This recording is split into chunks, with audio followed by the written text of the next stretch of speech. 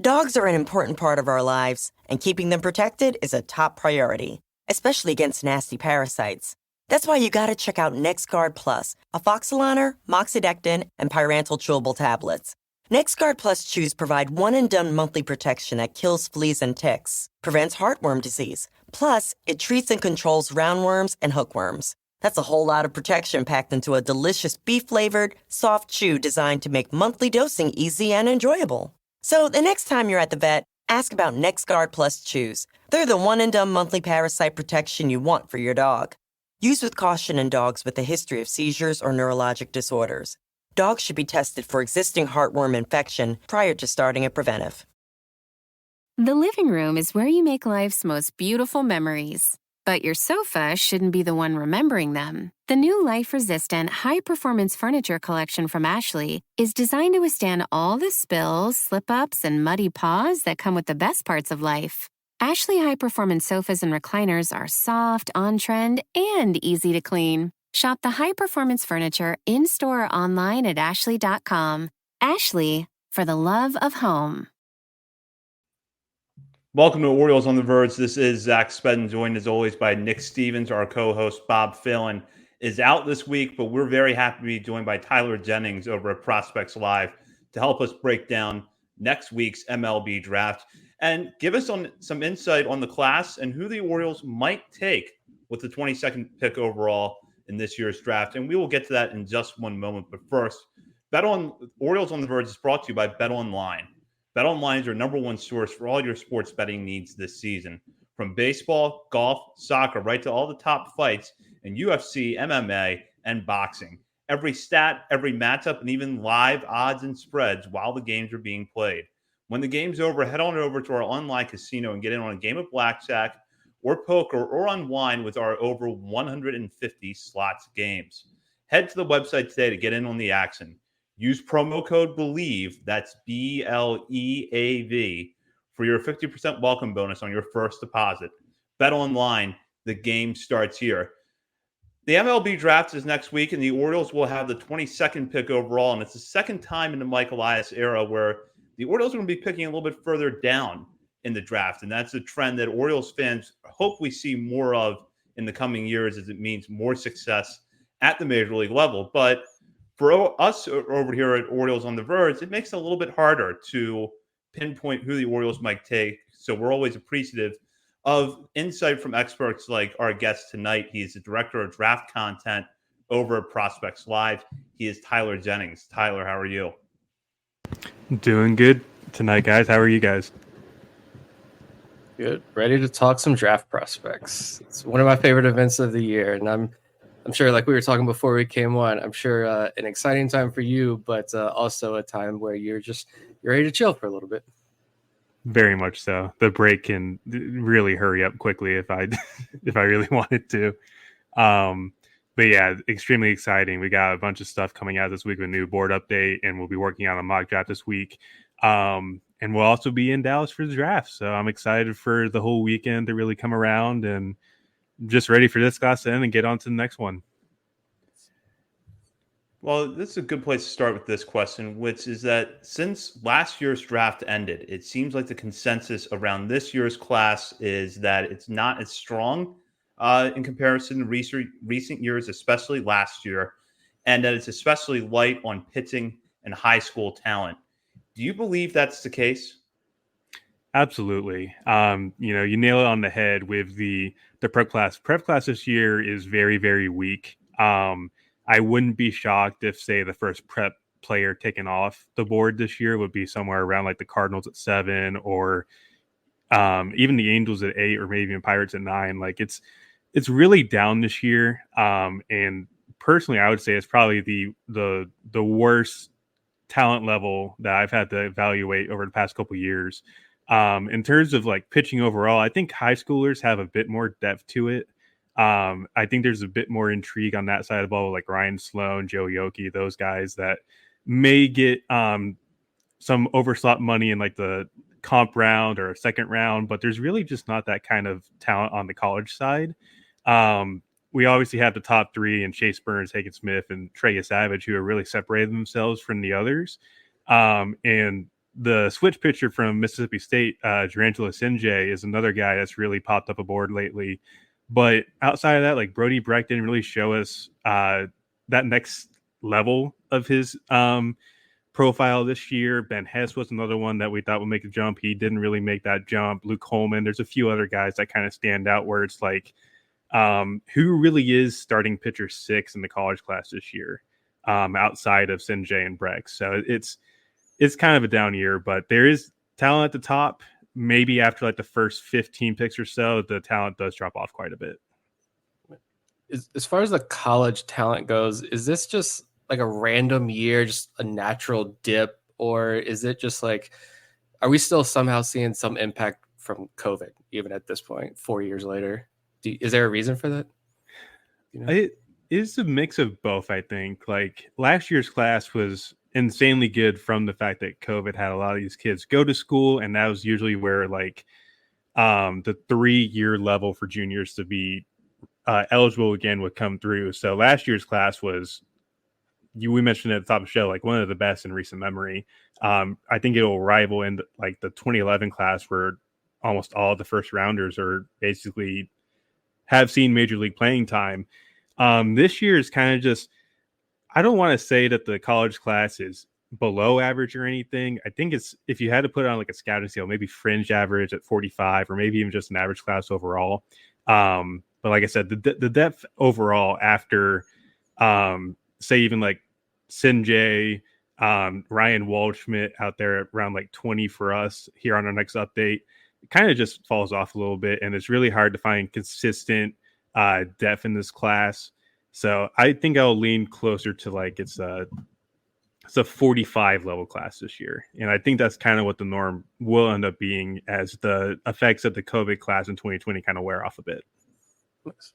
And for the high school stuff, something I was thinking about when preparing for tonight is, do you think that, I don't know if you've thought about this or you've had conversations with others about this, but I know it's still new, the NIL landscape of college. Like, do you think we maybe even see that having a big impact on the high school guys that maybe slip out of the first or second round? Or like, obviously a ton of factors are at play with each pick in this whole thing, but like, do you think it might be harder for teams to pry away guys who fall out of those first couple of rounds? If, you know, I'm thinking if I'm a college kid and I got a P5 commitment to LSU or Vandy or a school like that where I can probably make good money, maybe become a first rounder down the road, live that college life and all the perks that come with that, like, or travel around, you know, play for Delmarva in the Oriole system in Salisbury, Maryland, and A-ball for like less money or about equal money. Like, I don't know. Do you think that's going to be a factor at all this year? I think so. And I've already seen it with a few of the college guys too, like Jared Jones, who's a draft eligible sophomore this year from LSU. We were discussing of whether, like, first off, is he even eligible? Because his birthday is on August 1st. He's like a deadline baby at this point. And when we found out he was eligible, you know, after the year he had where the hit tool really wasn't there, what kind of NIL deal could he get from LSU to stay on campus for his junior year? And I think you're going to see a lot of that with some of the prep guys too. Like Derek Curiel had a pretty substantial number that he wanted from teams, and now he's kind of pulled out of the draft and he's already enrolled in classes at LSU. And I wouldn't be shocked if some other kids do the same thing. Some of these agents are really going to test those NIL waters. I think a few of them that could make sense is like Chris Lavonis, who's committed to Wake Forest, could be one that could test the NIL waters, be one of the best ACC pitchers in due time with the way that Wake Forest kind of commands that pitching lab. Trying to think of another one. Not really Ryan Sloan. I think Ryan Sloan is going to be a legitimate first rounder at this point, but kind of looking down the board, could someone like Tyler Bell go to Kentucky and play SEC baseball for a couple years for a team that just came off a World Series appearance? You know, that's something that a lot of these kids are going to really factor into their decision, and whether or not they get the money from teams, whether it be $1 million bonus or something else, or if you do, you know, just like a 6-figure deal at NIL and kind of wait to see how you do in 2 or 3 years and come back for another run at the draft. Definitely it's going to be adding a whole new layer to college sports. But just another general kind of draft question, looking at the very top of the draft, get your opinion on this. In your opinion, is there a clear 1-1 this year, or do you think Cleveland surprises everybody with that first overall pick? Do you think there's a chance that they, do the haircut deal with somebody and reach down the board a little bit, or is there a group of 5 or 6 guys that you think it could be, or is there a 1-1 in your opinion? Yeah, I don't think there's a real clear cut 1-1 this year as there was like last year or the year before. I think it really comes down to Travis Bazana and Charlie Condon for that 1-1 spot. Like, what do you value more? Do you value a guy that could be a corner outfielder with legitimate 7 juice in the bat, or do you go for the hitterish middle infielder who really just lit the Pac-12 on fire this year? I think everybody's going to have a different opinion on that. For us, we flip-flop between Condon and Bazana all year, and I think even with this next update, we'll be back to Bazana at 1-1 after being Condon for so many months. In terms of what Cleveland can do, I could totally see them doing a haircut deal in some way, shape, or form. We've talked about this in our group chats, but this is the first year where we have a bonus slot value over 10 million. Before this year, there's only 2 players in my mind that come up as like slot value or over slot in the past like 10 years. And it's Torkelson in 2020, who signed for slot. And I do believe Paul Skeens got like $500,000 over slot last year. Those are the only 2 guys that have signed for at or over. And I just don't really see a player that would garner 10 million out of the chute this year. For Cleveland, I think they have a comp round pick at 36 and a second rounder at 48. Do they say go JJ Weatherholt, shave a few $1 million off, and then float down a prep pitcher at 36? I think that's a strategy that could end up happening, or this could just all be smoke and Bazana's been 1-1 the whole time. It's interesting to think about. We'll find out the answer on Sunday, but right now I think it's still a little too early to figure out what Cleveland's going to do at this point. What would you do if you were Cleveland? I'd say go for Bazana and just go from there for me. Just like I said earlier, with the depth in this class, you really have to be pinpoint on who you take at 36 if you want to make that haircut deal. And that draft strategy can be 50-50. You take, say, like I said, Weatherholt at 1-1 and you get like William Schmidt at 36. How does Schmidt do in an organization like Cleveland with the kind of highly volatile delivery that he has, but also loud stuff? How is that going to pan out? Or you can just take the safe option with Bazana and kind of see what whittles their way down to 36. I think for me, kind of go with Bazana at 1 and then kind of see how everything else plays out from there. It feels like for the Orioles that they have a clear track record of taking college players with that first pick, and there's reasons for it. More proven track record with data, better data points to analyze. So there's always a belief going into the draft that the Orioles are going to go college pick first, probably college hitter first. But could this be the year that maybe there's a high school player or 2 at 22 that they are interested in and would take? I really don't think so at this point. If there is anybody that could make sense for them, maybe like Theo Gillen out of Texas, who could be someone that Orioles kind of look at 22. He's got a high contact, low chase, really good hitter. But there are some question marks behind that, like where is he going to play? Could he be a center fielder? Could he be a shortstop? We're not sure yet. But I think just with what the college class has at the top here this year, say like Carson Bench or Ryan Waldschmidt probably makes the most sense for me at 22, just kind of looking at how things could shake out. I think Waldschmidt overall kind of fits that mold better for the Orioles. The kind of like low chase, high contact guy, has pretty good mold of clay to work with. I've talked to a few guys who are like, he's still pretty raw in his abilities and can play either left field, or you can even give him a shot in right field if the arm improves. And even looking at Carson Bench, who's like a legitimate right fielder with a strong arm, but you also still got to work out some kinks with the swing. But he also does fit that profile as well. So those, I think overall, is going to be more of a targeting college guy than a prep guy at this point. The living room is where you make life's most beautiful memories. But your sofa shouldn't be the one remembering them. The new life-resistant, high-performance furniture collection from Ashley is designed to withstand all the spills, slip-ups, and muddy paws that come with the best parts of life. Ashley high-performance sofas and recliners are soft, on-trend, and easy to clean. Shop the high-performance furniture in-store or online at ashley.com. Ashley, for the love of home. fallen more and more in love with Carson Bench, and it wouldn't be an Orioles draft if they didn't leave with some Oklahoma State connection. I feel like the last 4 years they've done that. But looking at some other specific players on the college side, Vance Honeycutt is a guy who I feel like has been kind of mocked around this range. If he were to fall to the Orioles at 22, if that would be a fall, I think he makes for a very interesting conversation. I know you've seen him live a lot of times. Just how electric of a player is Honeycutt? And do you think that the hit tool is a big enough red flag that like there's real concern there? Yeah, there's some real concern with the hit tool. We've had the discussion where even if you get him to like a 40 hit tool, maybe you're looking at an average everyday player, because every other tool in his package is really loud.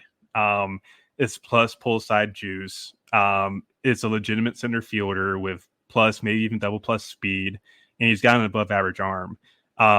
But this year we were trying to look for that like happy medium after last year for a hit tool. Because obviously freshman year, a lot of chase, a lot of strikeouts, but the power was legit. Last year was the opposite, where he didn't really hit for a ton of power, but the strikeouts came down, the walks went up. He started to look more like a complete hitter. And then this year, he prioritized lifting the ball. And while the chase rate and the contact rates are really not pleasing to look at, is probably a good way to put it, but the power grew. He was hitting balls over 110 on the regular whenever I saw him, and just looking at a guy that could be not a 5-tool player, but like an everyday player with a 40 hit tool, kind of just shows you how talented that guy could be. Could Baltimore be the team that could ultimately right the ship and make him a 40 hit tool kind of guy, or maybe even better? I think so. There's enough development talent in that organization to make it possible. But like I said, with Honeycutt, if you can get the hit tool right, I think you get a pretty good steal late. But if not, it's going to be tough to kind of watch that bat going through the system.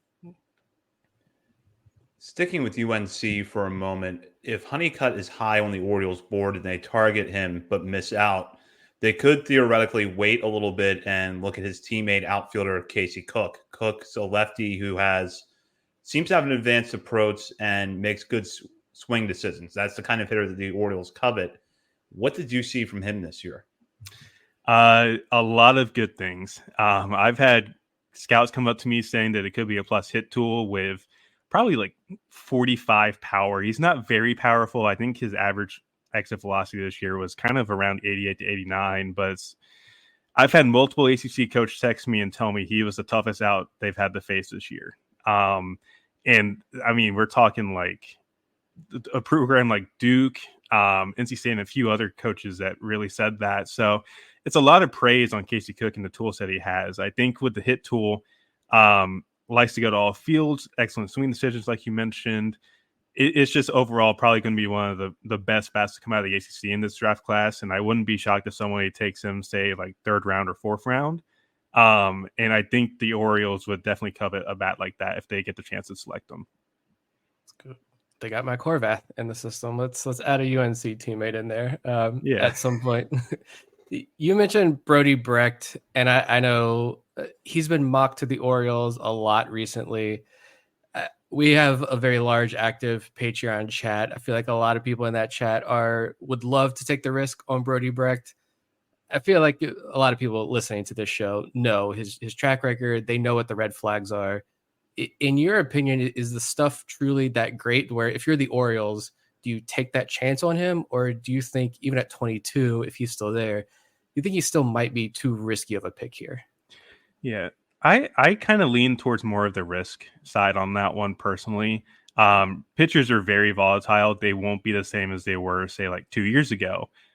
We were having a discussion, like, for example, Noah Syndergaard, 7-8 years ago was one of the more powerful arms in the entire league. And now last year he was barely I think he was averaging like 92 on the fastball. So that kind of puts into perspective what could happen to Brody Brecht in the future. I'm not saying it won't, but there's just not a ton of evidence to support him still being like an upper 90s arm touching 100 like he is now. The command is still pretty shaky. He didn't really show us the command jumps that we were hoping for this year. Maybe a little bit later in the year, kind of down the stretch, he started to get better and the walks kind of started to settle down a little bit. But it's still not something I'm fully confident in as terms of like he can be a starter at the next level. I think the fastball is due for some regression. It's not the greatest shape wise, and it kind of hampers the overall grade for it a little bit. It's not like Chase Burns where you get 20 inches of vertical break and can miss bats upstairs. It's kind of like middle of the road, like 15 inches of vert, and you'll lose some vertical break on your fastball going from college to pro ball. I just think his fastball might get lit up a lot more than we think. He's kind of missing bats purely on velocity right now, but the slider's pretty legit. And really don't know what the splitter is going to do just yet. He's still trying to learn it, and it's one of the toughest pitches to really command for anybody. Maybe you take the risk and see how it develops, but I think it's still a bit too risky. And I think at the end of the day, it's probably more of like a late inning arm than a bona fide mid-rotation starter like he's been labeled in the past. If enough teams have that mindset about Brecht, how far do you think he could fall? Would he possibly fall outside the first round or maybe somewhere late in the first round? Probably more late in the first round, I think. We had discussions before where if the walk rate was atrocious like it has been, there's a good likelihood he wouldn't even be a first rounder at all. But I think the fact that he did improve a little bit as the year went along and finished better down the stretch, that he more than likely his floor is going to be more of a back end first guy than say comp round early second. Going back to position players for a moment, Kansas State shortstop Kalen Culpepper is another player that we have seen mocked to the Orioles frequently, and a few outlets have reported there's real interest in him on the Orioles' part. Hitting a home run off Hagen Smith in the NCAA regional certainly didn't hurt his draft stock. But what can you tell the listeners about Culpepper in terms of strengths and weaknesses? Yeah, absolutely. You mentioned the home run against Hagen in the Supers. Like, that performance in Supers is gonna put him in the back end first territory for me. The biggest thing with Culpepper is the pure batted ball data and the swing decision still needs some work. The swing itself is gorgeous, and he's really tapped more into that athleticism at the plate this year than he did last year. He's already pretty twitchy, has the body for third base, but has been able to show that he can play shortstop with a good arm across the diamond. But the swing decisions, I think his chase rate's probably closer to 25-30%, and the pure contact's a bit down this year too. I think overall he's got the talent to be a first round pick. I'm kind of on the fence of like, could he be say like a Yankees pick at 26, or could he be like a comp round pick to someone else to save a little bit of money, say maybe like Arizona, who's got 3 picks in the top 35.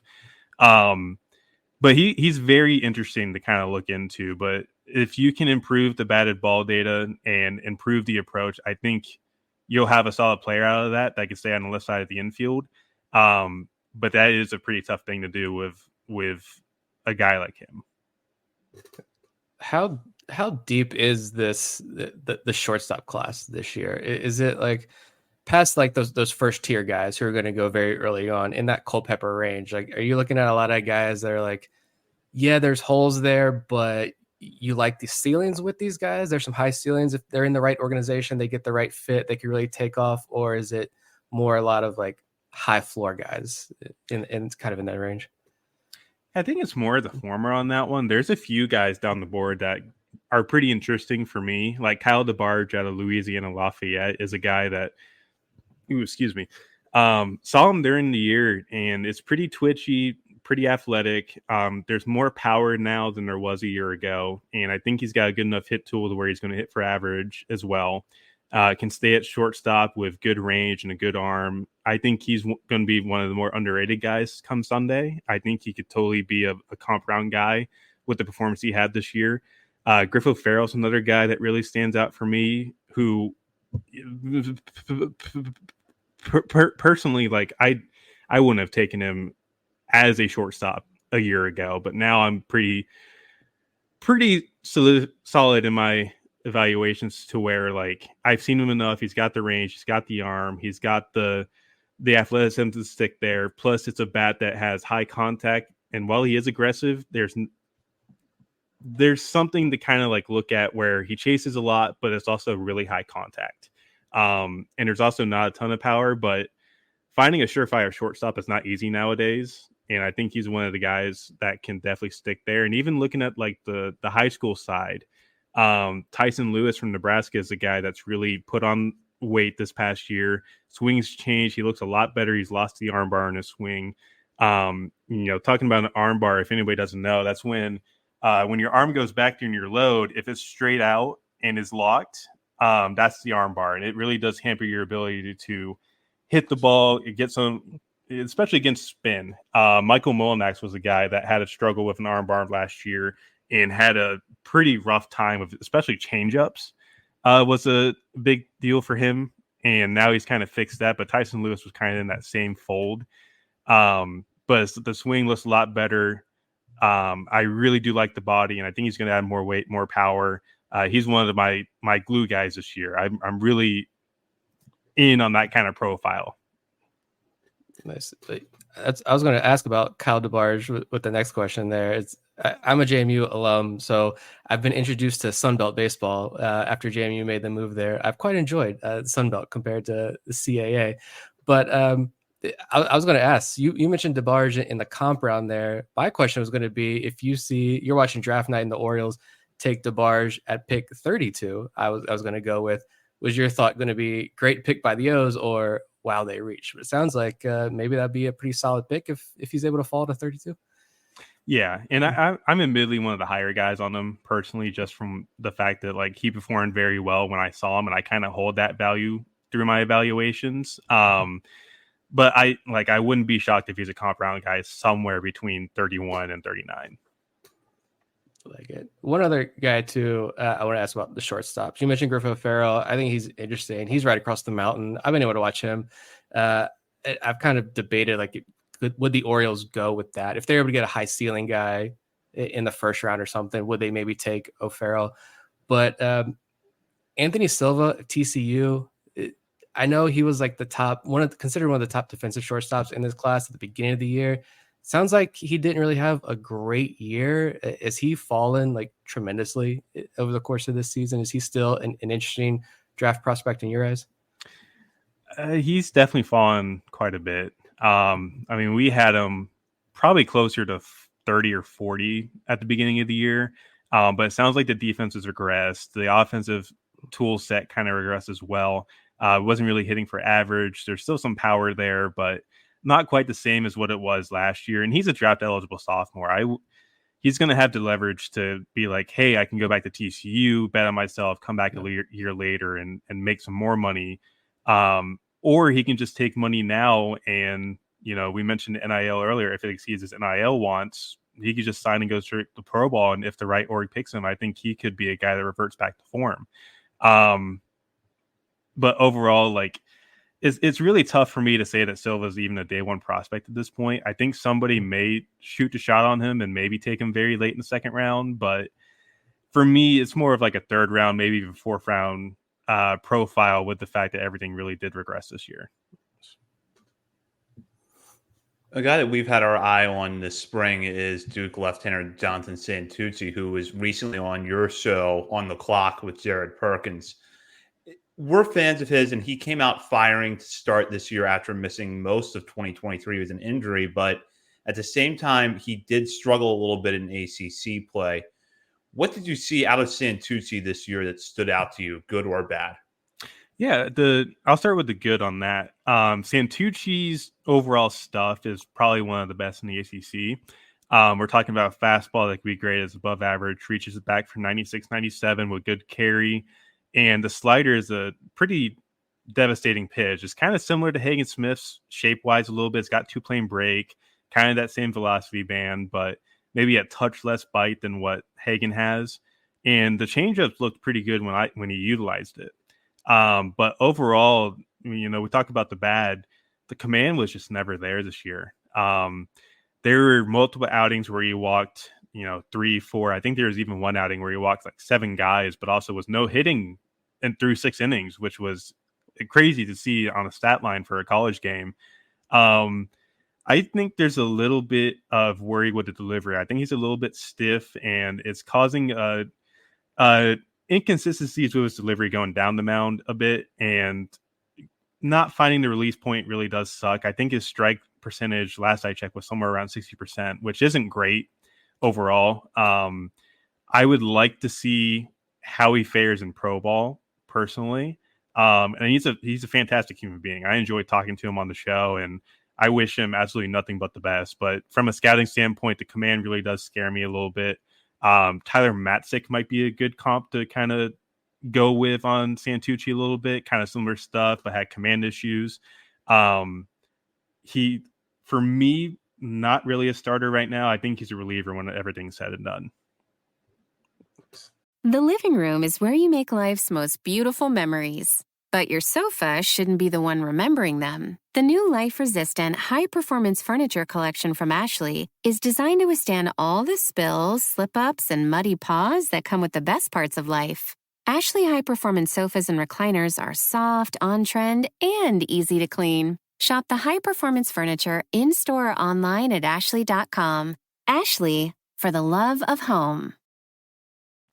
Looking at some of the later rounds, your day 2 picks, who are some of your personal favorite guys that you've seen that you're excited to see where they go in this draft?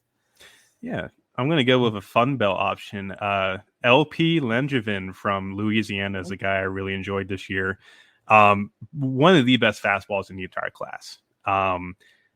It kind of profiles as a dead zone. And with dead zone, you're looking at pretty similar vertical and horizontal numbers. But with him, he's got the low release, the low vertical approach angle, and just the all-around metrics to really miss bats at a high rate. I think he missed bats at like a 45% rate with the fastball this year, which is nuts to think about, even if it is, the Fun Belt. And he's also got a good slider and a good changeup to go with that too. I think he's going to be one of the more underrated arms later on in the draft. And looking at a couple other guys that really make sense for me, there's a guy we're looking at the other day, Nathan Flewelling from Alberta, Canada, is a catcher that's committed to Gonzaga. That's really interesting. Teams really do value youth in their evaluations, especially if you're a model team, which I do believe the Orioles kind of are that model organization. So looking at Flewelling, he's 17.8 on draft day, which is going to be on one of the youngest ages in the entire draft class. Very strong, very compact frame, can stick behind the plate, has a good barrel accuracy and good swing to go with the power that he has. I think he's going to be one of the better prep guys that goes higher than we think, given the age and the tool set that he has. Another guy that I really do enjoy that's going to be farther down on our list at this year's draft is Cohen Nikolai, who is a catcher from Alaska, which Alaska is not a place you would think of for a draft prospect. But I think he went to school in British Columbia this year and did a lot of showcases. Very physical, very mature body. And I don't think there's a ton of projection left, but from the conversations I've had with scouts and even our own guys at Prospects Live, I think Brian Recca was the guy who most recently saw him. He was telling me this kid's going to hit and he's going to hit for power. And finding a catcher that can hit for power and average like that is really tough to come across. And he's still relatively young, like 18 and a half. Got the tools to stick behind home plate. I think he's one of the better catchers in the class, and will probably be somewhere like a mid-day 2 pick. Bringing out the Canadian and Alaskan draft prospects. I love it. Another guy in that range, I was curious to get your opinion on, since we have you here. Local-ish guy for these neck of the woods, but William & Mary right-handed pitcher Nate Knowles. I've seen some other places he's been a big riser late in the year. Has he been a big riser for you guys? And what do you think about his possible transition to pro ball this year?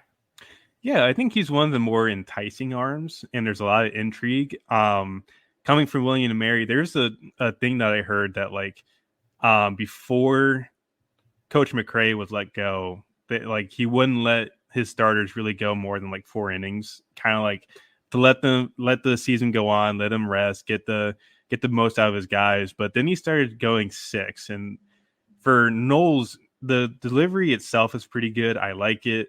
The overall stuff, like really good fastball, really good cutter that he utilizes quite a bit, really good curveball to go with that.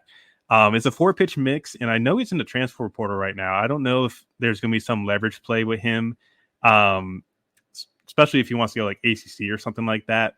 But overall, like, really like the stuff, really like the delivery. I think he'll be somewhere in like the 3rd to 5th round range, maybe. Like you mentioned, he's been a big riser, and he's definitely been one for us.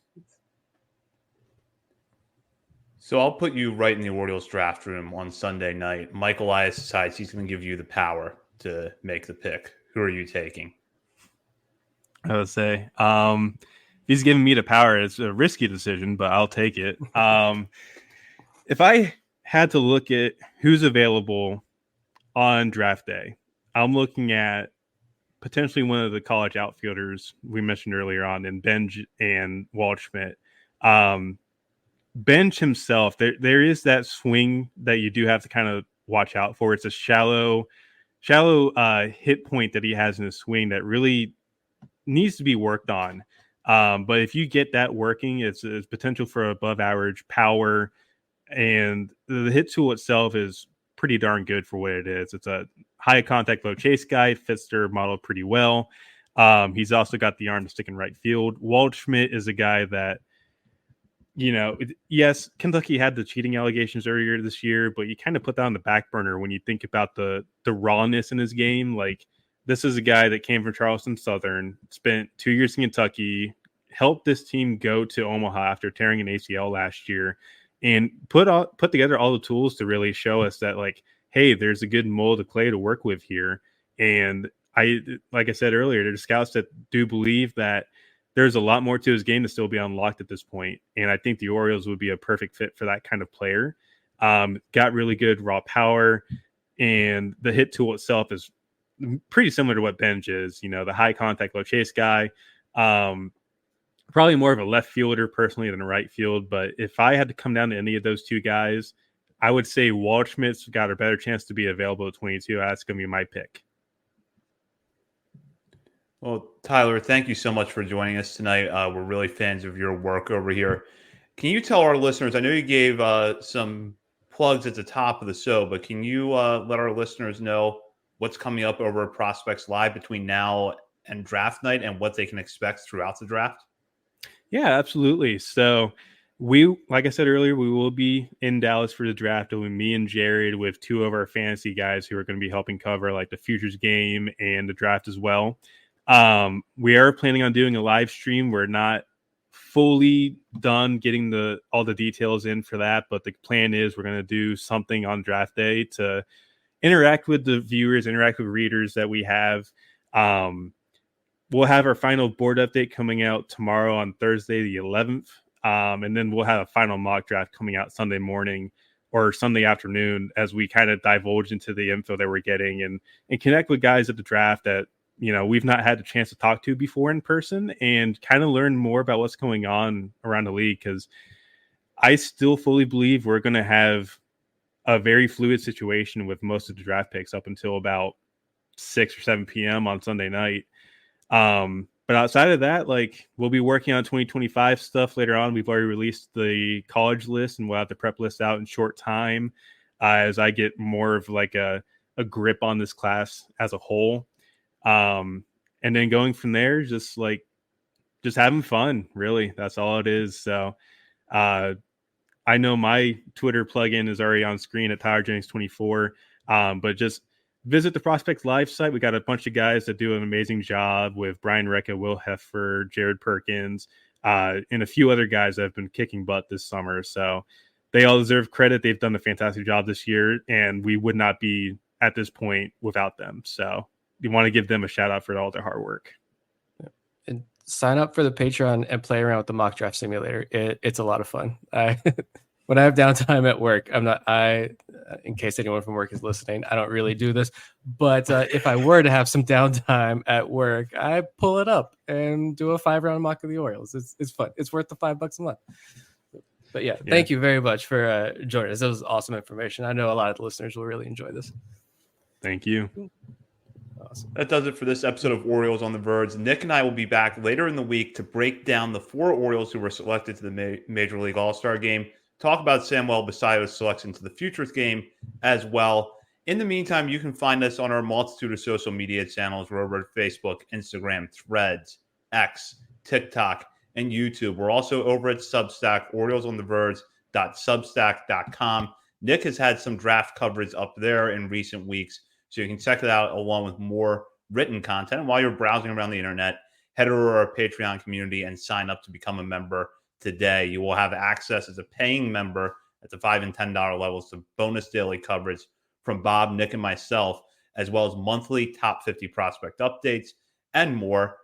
And that is it for tonight's episode of Orioles on the Verge, presented by Bet Online. For Zach Spedden and Bob Phelan and Nick Stevens, this is Zach. For Bob Phelan and Nick Stevens, this is Zach Spedden. You've been listening to Orioles on the Verge, presented by Bet Online and part of the Believe Podcast Network. The living room is where you make life's most beautiful memories. But your sofa shouldn't be the one remembering them. The new life-resistant, high-performance furniture collection from Ashley is designed to withstand all the spills, slip-ups, and muddy paws that come with the best parts of life. Ashley high-performance sofas and recliners are soft, on-trend, and easy to clean. Shop the high-performance furniture in-store or online at ashley.com. Ashley, for the love of home. You know when you're listening to a true crime story that has an unbelievable plot twist that makes you stop in your tracks? That's what our podcast, People Are the Worst, brings you with each episode. I'm Rachel. And I'm Rebecca. We're identical twins who love true crime cases that make you say, didn't see that coming, and we hate the people responsible for them. Listen to People Are the Worst now on Apple, Spotify, or wherever you get your podcasts.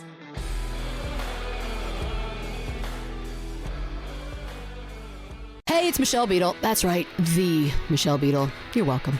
You love talking about sports. I love talking about sports. You know the only thing cooler than talking about sports? Sports! And right now, all your favorite sports are on Sirius XM. I'm talking every NFL game, every game from the NBA, NHL, MLB, every NASCAR race, golf major conference college sports, and all the top games in the WNBA.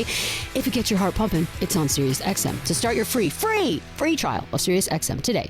Visit SiriusXM.com/believe.